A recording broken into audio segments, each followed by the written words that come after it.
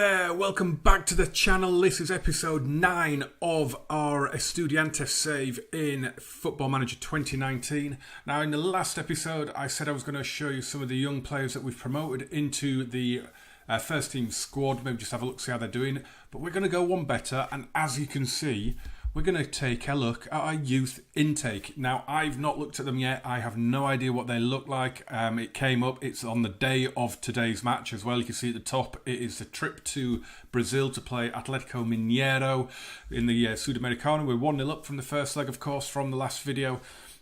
So we've got one match to catch up on, and then we're going to have a look and see if we've got any potential stars. Again, I promise I have not looked. I have no idea what they look like. So our game that we did play between these two legs was away at Vélez Sarsfield, and we won 1-0. That's the good news. It ended up being a goal 8 minutes from time from youngster Matthias Pellegrini. He's one of the ones that I'll probably just give you a little look at, but I think we'll do that in the next episode. Now, it was a cross from wing to wing. It was Fernando Zucchi put it across, and he came in and smashed the ball in. As you can see from the match ratings, not a great game. And as you can also see, since the Atletico Tucumán and the Union Santa Fe games, we're still scoring. I mean, we're scoring in every game. We're just not scoring that much. 3 out of our last 5 have been 1-0 wins. So while we're still getting those wins, it's massively important, obviously, to put the points on the board. The goals have dried up somewhat, and it's a little bit worrying because we're also not really massively creating a lot of chances either. Or the game isn't registering a lot of clear-cut chances. Now, we're out of the beta stage now of the game. We are properly in the full fat release, so I guess we'll see how things progress. But as you can see, we are 4 points clear of Boca Juniors now, because I believe, did they drop points in their last game? They did, didn't they? Yeah, they drew 1-1 at Patronato. So that has given us some daylight. After 10 games, we're unbeaten with 8 wins, and we're 4 points clear. If that had ever been suggested when I started this series, I would have laughed at you, quite frankly, because that is better than I could have ever wished for. You can see the other main team in Argentina, River Plate. They are way down in 13th at the minute. In real life, Estudiantes have just beaten River 1-0, which is a huge, huge win, because it's not been an easy start for Estudiantes in real life. We were predicted to finish 8th, I think, weren't we? So it's been 7th it is now. I think it was 8th at the start of the season. So for us to be where we are is phenomenal. But shall we have a look at our youth intake? Let's see what we have got, and we'll get it started by potential ability. And as you can see, that looks really interesting, doesn't it? So we've got down Hugo Romero, Mario Gatti, Gaston Roa, Ivan Lomolino and Ivan Ramos all really look like they're quality. Got a couple that are actually, 1.5, 2-star potential. I mean, they could realistically make the step up next season if they are any good. So let's have a look at Hugo Romero. I'm not going to look at all of them. I'm not going to do that. We'll just look at maybe those top 5, see what they look like. So this guy's 5-star potential. Striker or winger. So he's got the stamina. He's a pressing forward or a winger. I like a high tempo. His aggression is 18, which I don't mind. I want him to get stuck in. His finishing isn't bad. First touch is okay. Work rate and off the ball are decent. He's reasonably quick off the mark, but not very quick to... So he's probably not going to develop as a winger in the long term. He might. I don't know how much we'd be able to increase that pace.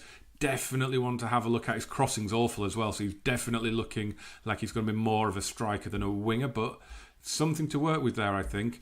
Then we've got Mario Gatti. Again, another striker. And oh my word. Wow. How is he only 4.5 star? He's already, for me, he is already right up there, that if we get a couple of injuries or we end up selling a couple of our best players, this kid is coming up into the first team squad straight away. He looks incredible. He's got good flair for a 16-year-old kid. He's got the determination is second to none. His decisions are really good. Technique is phenomenal. His dribbling, first touch, finishing, free kick taking. He's good. He's got good jumping but poor heading. So that is definitely something we'd look to work on. He's very, very fit naturally. 15. He's strong. He's got good stamina. Mario Gatti, as a famous commentator once said, remember the name. I really, really like the look of that guy. So here we've got Gaston Roa as well, who looks like a number 10, but he's got some promising stats there. His first touch is really good. I think looking at him though, I would probably try and train him more as a central midfielder than a... Why has he not got a natural role? He's got a natural position, but not a natural role. I think I would change him back maybe to a deep line playmaker. Although he has got some good pace, hasn't he? Again, another one that I really like the look of though, but I would probably put him as a central midfielder, maybe as a box-to-box, maybe go down that route with him. Ivan Lomolino then, a centre-back by trade, and again, something to work with there. He does look really rather good. He's not the tallest at 180, so potentially a fullback or maybe a midfielder, possibly. 180 centimetres is awfully short for a centre-back. So that is going to be a real sticking point. Possibly a fullback, but it doesn't have the technicals for a fullback at the minute. He's going to take an awful lot of work to realise that potential ability. And we'll just have a quick look at Ivan Ramos, who is a winger. And again, yeah, I'm liking the look of that. He doesn't look too bad. He's fairly quick off the mark. His physicals need a lot of work, and his technicals as well. But again, there might be something to work with. And then I think what we'll do is we'll just have a look at the one who's rated the worst, and that is Juan Hazulay. He's a left winger. He's quick, and that's about it. Match day then. We are away at Atletico Mineiro, of course. Atletico Nacional take on Botafogo, defending a 2-goal lead, and Alianza Lima as well take on Atletico Paranaense, also with a 2-goal lead. The other game between Bahia and Fluminense takes place on Thursday, tomorrow in game, and then there is the semi-final draw as well. So if we do get through, we will have the draw as well today. So fingers crossed. Let's hope we have that draw. Also got a semi-final second leg of the Libertadores today. Boca Juniors away at Gremio, with Gremio 3-0 up from that first leg. That's not going to go well for Boca, is it? So inconsistent form for Atletico Mineiro coming into this game, and we are excellent. As we say, we're still unbeaten this season, which is massive, massive news. I am just going to have to make a couple of little changes here because the youth team and youth intake team have just played, and a couple of my first teamers were available. So I will see you at the stadium.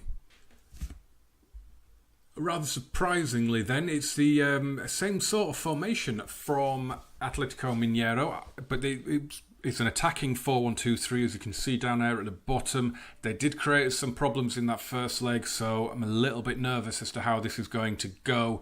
We've got quite a few injuries, quite a few tired players, so it's a bit of a makeshift midfield especially. So we've got Mariano Andujar in goal, Evangelista, Campi, Noguera and Rosales at the back. And it's Ivan Gomez and Iniguez in midfield, with Viveros, Pisculici, Sejas supporting Carlo Latanzio today. Mariano Pavoni is on the bench, as is Jonathan Schunker, Matthias Pellegrini, the match winner from Vélez, Gustav Paiva and Matthias Laba, who would normally play in midfield, but he is carrying a little bit of a knock. He's a little bit tired from the last game as well, so we'll see how it goes. This is a massive achievement just to get to the quarter-final of this tournament, to be honest, this season. Well, that is the vibe I'm getting from the press conferences. In real life, incidentally, Estudiantes did get to the Did they get to the quarterfinals? They got knocked out by Gremio in the Copa Libertadores, so it was maybe the round of 16 they got to, I think. But they got knocked out on penalties. They won the home leg 2-1 and that's 2-1 in Brazil and went out on penalties. So what we're going to do is we're calmly going to say we cannot allow complacency to undo all of the good work from the first leg. Go out there and treat this as if you're starting from scratch. Look at that. They all gained focus. They all seem motivated. Let's get it on. Vamos. Players lining up for their pre-match huddles, and this is going to be potentially a very, very nervy game indeed. An early goal for Atletico Mineiro, and they're going to have all the confidence in the world. Free kick for Atletico Mineiro. Elias to Zivelson. Across, but Viveros has intercepted. Here's Carlo Latanzio. Back out to the winger, Viveros. In goes the cross. Oh, it evaded everyone. It's poorly dealt with. And the header from Piscalici has gone over the bar. But that was a bright attack. That should hopefully give us a little bit of confidence. But we're on the defensive here now. Here's Chara. Across it goes to Leandrino and cleared. So we've stayed with the positive mentality. We've stayed with the 4-2-3-1. We're not trying out the counter-attack tactic. We're not doing anything like that. We're unbeaten. So we're going with it. We're confident. We're going to put faith in the system, in the players, and hope that we can do the job as Gaston Campi gets in the way of that shot. Bravely blocked. Zivelson with... Oh, and it's in. It's Leandrino. You've seen it coming. It's his 12th goal of the season. They're obviously a lot further into their league season than we are. But 10 minutes in and we're a goal down. That is not good. It's a lovely finish. And Duhar's diving out of the way of it, though. Piscalici with that free kick, and Victor palms it wide. He was excellent in the first leg, Victor, as well, wasn't he? And he almost palmed that into his own net. A goal for us now, though, would give us a massive advantage because it would be an away goal. So in truth, nothing really has changed. We were always really going to need to score as Ivan Gomez's long shot is straight at Victor. But we can see down at the bottom there, Atletico Nacional are 1-0 up on Botafogo. That's 3-0 on aggregate now. Botafogo need to win that by 3-1 now. They need to score 3 away goals. I can't see it happening. Come on, boys. Let's get our minds in this game. We've got a corner to defend. In it goes, and the header is in from Ricardo Oliveira. Oh dear, oh dear, oh dear, oh dear. It's his 18th goal of the season. Oh no, it's all fallen apart in the first 25 minutes. Victor will take this goal kick. It's down the line now to Fabio Santos. Elias to Santos, played forward. Mauro Rosales will get to it. And Duhar, though, thumps the ball forward. Elias to Zivelson. They are running riot over us at the minute. Although we've got more possession than they have. Here's Viveros to Gomez. Piscalici. Iniguez. It's an aimless ball forward. It's cleared. And we're on the attack again with Seijas down the right. Back with Rosales. Get the cross in. He does. And there's the header. And Johnny Viveros scores for Estudiantes. And that is the crucial away goal. And that could really deflate the home team now. What a goal. A brilliant cross from Rosales. And Viveros with an expert header. The winger's second goal of the season. Get in. Rosales will take this throw. It's headed away to the edge of the box. Oh, and what a hit that is from Ivan Gomez. His first goal of the season. And he will never score a better goal. And he may never score a more crucial goal. What a volley. It's 2-2 in stoppage time. Get in. We are massively in control of this tie now. We have to see this through now. This is going to be huge if we can do this. What a comeback. We deserve it. Look at the stats. In terms of shots on target, very, very close. But we are bossing the game in terms of possession. And that is huge. What a hit that is. What a goal. We're going to say, don't look at the scoreboard and think the job is done. Just start from scratch. It's that old classic Sunday League thing, isn't it? 0-0, lads. Get out there and start again. Oh, my word. At 2-0 down, I did fear that we were going to be on the end of a hiding. But the 2 goals that we've pulled back, the header from Viveros, really deflated them, because the next highlight after that, pretty much, I think, was that equalising goal. So that really, really has taken the wind out of Atletico Mineiro's sails. Let's hope. I mean, another goal for us would probably kill it. We're 3-2 up on aggregate. Another goal for us would need them needing 3. As it is, they need 2. An early goal here, and they could get it. They have got it. It's 3-2 on the night. It's 3-3 on aggregate, but we're still on away goals.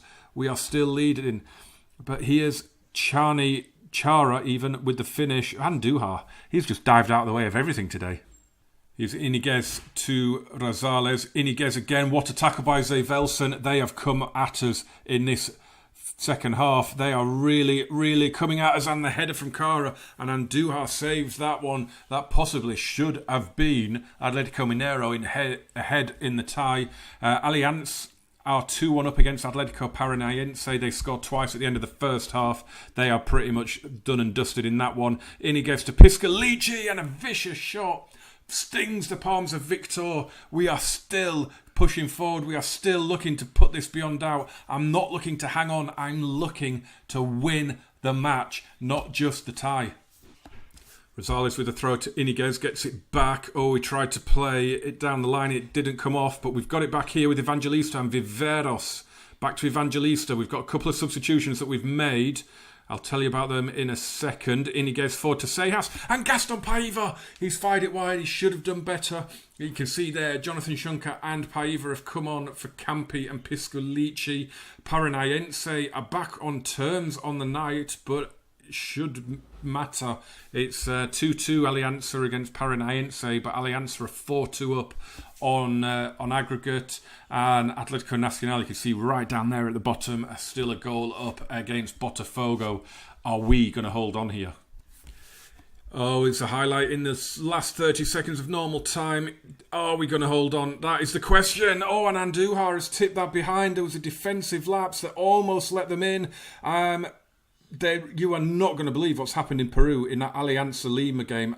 It's unbelievable. Atletico Paranaense are 4-2 up and 4-4 in aggregate and ahead on away goals as Viveros' surging run gets us a corner here. Paiva will take it. In it goes. It's cleared away at the near post, but we've got it back again. Paiva, Viveros, back to Paiva. Evangelista, come on, kill it. Put the game to bed. Get that goal. No, we don't. We've still got hold of the ball. Just look at that down at the bottom. Paranaense 4-2 up. Oh, and the glancing header there should have been in. And we've got less than a minute to go. Oh, and an offside flag against Cara. Wow. Andujar lumps it forward to Viveros. Oh, and we're on the defensive again. And it's a poor header from a long, long way out. Andujar holds 5, 4, 3, 2, 1. Blow it. Get in. We're into the semi-final of the Copa Sudamericana. What an achievement. What an achievement that is. A 2-0 down midway through the first half. That did not look on the cards at all. But a sensational comeback. And then we withheld for 42 minutes when they got it back to 3-2 on the night and 3-3 on aggregate. Oh, what a result. I'm going to passionately say a very nice victory.